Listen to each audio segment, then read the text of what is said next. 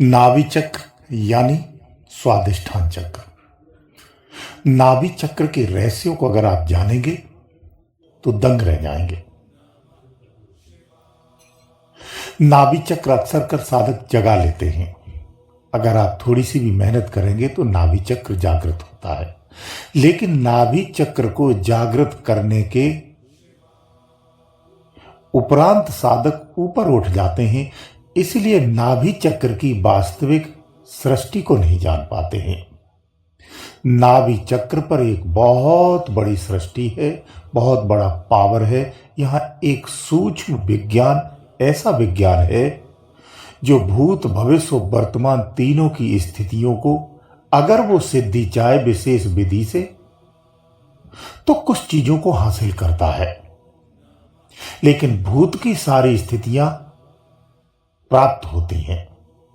इसमें भविष्य की कुछ कम रहती हैं, भविष्य नहीं मिल पाता है।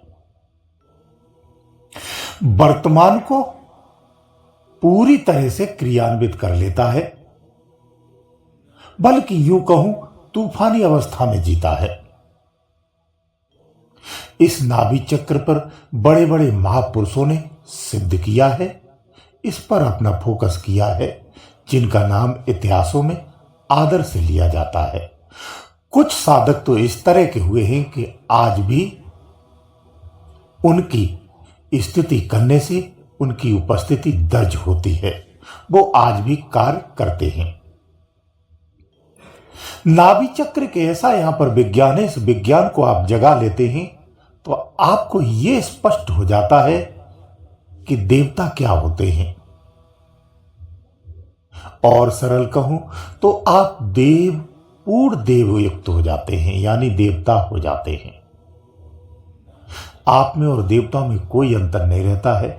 जो देवताओं के पास पावर होता है वो सारा पावर आपके पास होता है। ये नाभि चक्र की बात कह रहा हूं। नाभि चक्र पर असीम पावर है, लेकिन साधक ज्यादातर इसे समझ नहीं पाते हैं, क्योंकि वो दूसरों की बताई हुई पद्धतियों से धीरे धीरे चलते रहते, मुश्किल से जगा पाते, और जाग भी गया तो उसी ऊर्जा में बहते हुए ऊपर उठ जाते हैं। वो समझ नहीं पाते हैं। हर चक्र की साधना विशेष है, हर चक्र पर खजाना भरा हुआ है। उन खजानों की अगर विस्तार किया जाए तो असीम है, दिव्य है, भंडार है, असीम भंडार है। इसमें नाभि चक्र बहुत प्रमुख है। वैसे भी मेडिकल की स्थिति से भी देखा जाए तो शरीर का केंद्र बिंदु होता है। यहां से सारे शरीर का संचारण होता है। नाभि से अगर प्रभावित होती है तो पूरी बॉडी आपकी प्रभावित होती है। अध्यात्म में भी नाभि ही केंद्र बिंदु है। इस नाभि से वो दिव्य ज्ञान प्राप्त होता है, दिव्य विज्ञान प्राप्त होता है, जिसे जान करके आप इस पूरे ब्रह्मांड का रहस्य जान सकते हैं। एक नाम आपको याद दिला दूं, आप सभी जानते हैं, गुरु गोरखनाथ हुए थे। नाभि चक्र को उन्होंने सिद्ध किया था। आप भी अगर इसे सिद्ध करते हैं तो आप भी गुरु गोरखनाथ बन सकते हैं, लेकिन इनकी विधियां भिन्न होती हैं। उन विधियों के माध्यम से इसे सिद्ध किया जाता है। केवल उस पर ध्यान मात्र करने से यह सारी संपदा प्राप्त नहीं हो पाती है। इसके पाने के लिए किसी पारंगत व्यक्ति का सानिध्य लेना चाहिए। जो साधक नाभि चक्र को भी जगा लेता है वो इच्छा मृत्यु का अधिकारी हो जाता है। स्वर्ग तो उसे प्राप्त होता ही है, देवलोक तो उसे प्राप्त होता ही है। वो जब तक चाहे अपनी इच्छा के अनुसार देव योनि में रह सकता है, क्योंकि वो परा विज्ञान के एक स्तर को जान जाता है। इतना ज्ञान उसे हो जाता है और उस परा विज्ञान की एक स्तर से ही इस ब्रह्मांड में या इस मृत्युलोक में वो पूरी तरह से एक्टिव रहता है, लोगों की मदद और सहायता के रूप में भी अगर कहा जाए आपकी भाषा में तो कार्य करता है। वैसे जिन लोगों का तंत्र मंत्र में अधिक मन लगता है, उनमें जिन साधकों का रुझान है, उन्हें मैं जरूर कहूंगा कि बाहर की जो तंत्र मंत्र क्रियाएं करते हैं, अगर इन सब को त्याग करके आप नाभि चक्र को जगा ले तो इसमें आपके एक तो अध्यात्म उन्नति होती है, पॉजिटिव होते हैं और कर्म दोष भी नहीं लगता है। इसके साथ साथ आप समस्त प्रकार की सिद्धियों के भी धनी हो जाते हैं, जिसमें पूरी तरह से सात्विकता होती है, पूरी तरह से परोपकार होता है। आप निज का भी कार्य कर सकते हैं और संसार का भी भला कर सकते हैं।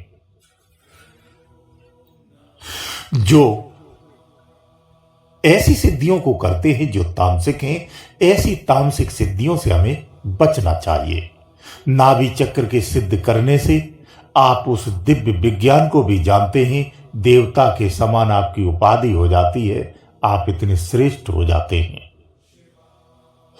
आप अपने इतिहास को अगर जानना चाहते हैं तो नाभि चक्र को सिद्ध करने से आराम से जान सकते हैं। जो साधक अपने नाभि चक्र को सिद्ध कर लेता है, वो अपने 7 जन्मों की हिस्ट्री को जान जाता है कि पिछले 7 जन्मों में वो किस स्थान पर था, किस दिशा में था और किस योनि में था, पूरा विस्तार मिल जाता है। आपको बता दूं, नाभि चक्र पर ही 7 सिद्धियां सहजता से प्राप्त होती हैं, जो बहुत ही विशाल और दिव्य हैं, सामान्य नहीं होती हैं। ये इतनी विशाल है कि आपके आदेश का पूरी तरह से पालन करती हैं, आपके शरीर की पूरी रक्षा करती हैं, आपके शरीर की कई सारी विकृतियों को नष्ट कर देती हैं, वर्तमान की स्थिति का पूरी तरह से आपको पारंगत कर देती हैं। जैसे कि गुरु गोरखनाथ को अपने शरीर से निकलकर के दूसरे के शरीर में प्रवेश करने की कला थी। ये विद्या आप भी सीख सकते हैं। ये खासकर उनके लिए कह रहा हूं जो रिद्धियों सिद्धियों के रुझान में रहते हैं या उसमें विश्वास रखते हैं, ये उनके लिए है। बाकी जो पार ब्रह्म परमात्मा की तलाश में चलता है, वो इन रिद्धि सिद्धियों को भी प्राप्त नहीं करता है। वैसे आपको एक रहस्य की बात और बता देता हूं, अगर आप नाभि चक्र को जगा लेते हैं तो कुछ सिद्धियां आपको स्वतः से प्राप्त होती हैं। उसकी एक छोटी सी विधि होती है जिसमें एक मंत्र भी चलता है। उस मंत्र को अगर प्रयोग किया जाए तो ये सिद्धियां आपको प्राप्त हो जाती हैं। आपकी बॉडी की पूरी एनर्जी आपके संतुलन में होती है, आपके अनुसार हो जाती है। नाभि चक्र बाहर निकलने का मार्ग भी है। जो यहां की ऊर्जा को जागृत कर लेता है, वो अपने प्राणों को ठहराते हुए, संतुलित करते हुए इस शरीर से निकल जाता है और उसका शरीर कभी भी मरता नहीं है, जीवित बना रहता है। ये कला उसे प्राप्त हो जाती है। नाभि चक्र की ऊर्जा अगर प्रभावी हो जाए तो आपके सहस्रार तक की स्थिति को अपनी ओर संतुलित कर लेती है। इसमें इतना पावर होता है। नाभि चक्र भौतिक रूप से या अध्यात्म रूप से देखा जाए तो बॉडी का ये केंद्र बिंदु होता है। यहीं से सारी बॉडी कंट्रोल होती है, यही इसका विज्ञान है। इसे जब सूक्ष्मतम में रहस्यमय अवस्था को जान जाते हैं तो पूरी तरह से इसे संतुलित किया जा सकता है। लेकिन मैं फिर कहता हूं, जो सहसार की यात्रा में है उन साधकों को यहां नहीं रुकना होता है, उन्हें रुकना भी नहीं चाहिए। इस तरह की संपदा हर चक्र पर है। हमें हर चक्र की संपदा को त्याग करके आगे बढ़ना होता है, तब जाकर के हम सहसार पर पहुंच पाते हैं। और जो साधक एक बार सहसार पर पहुंच जाता है, वो अपने जीवन का परिवर्तन कर लेता है। वो उस दिव्य अवस्था को प्राप्त करने के लिए तैयार होता है, सक्षम होता है। उसका फिर वो अधिकारी हो जाता है। ये घट की यात्रा है, अंतर की यात्रा है। जो सफर पर निकलता है फिर वो रुकता नहीं है। वो जब तक मंजिल नहीं मिलती है तब तक हमें सफर करते रहना चाहिए। इसीलिए इन रिद्धियों सिद्धियों में नहीं फंसना चाहिए। संसार में इस धरा पर जितने भी श्रेष्ठ संत हुए हैं इसी तरह से हुए हैं। उन्होंने कोई भी रिद्धि और सिद्धि का सहयोग नहीं लिया है, क्योंकि उनके जीवन में इसकी उपयोगिता ही नहीं रहती है। जब इस तरह से आप सफर पर निकलते हैं तभी जाकर के आप अपनी मंजिल को प्राप्त कर पाते हैं। तभी जाकर के वास्तव में उस स्थिति को पाने में सक्षम हो पाते हैं और संभव हो पाता है। इसलिए पुनः कहता हूं, जो रिद्धियों और सिद्धियों में रुचि रखते हैं उन्हें अगर रिद्धियां सिद्धियां ही करनी है तो आप अपने नाभि चक्र को जगा लो। बाहर की तमाम इन रिद्धियों सिद्धियों का त्याग कर दो। अंदर का जगाने से आपकी कायाकल्प हो जाएगा। यही श्रेष्ठतम तरीका है जिसे आप खुलकर अपना सकते हैं। गुरुदेव दयालु।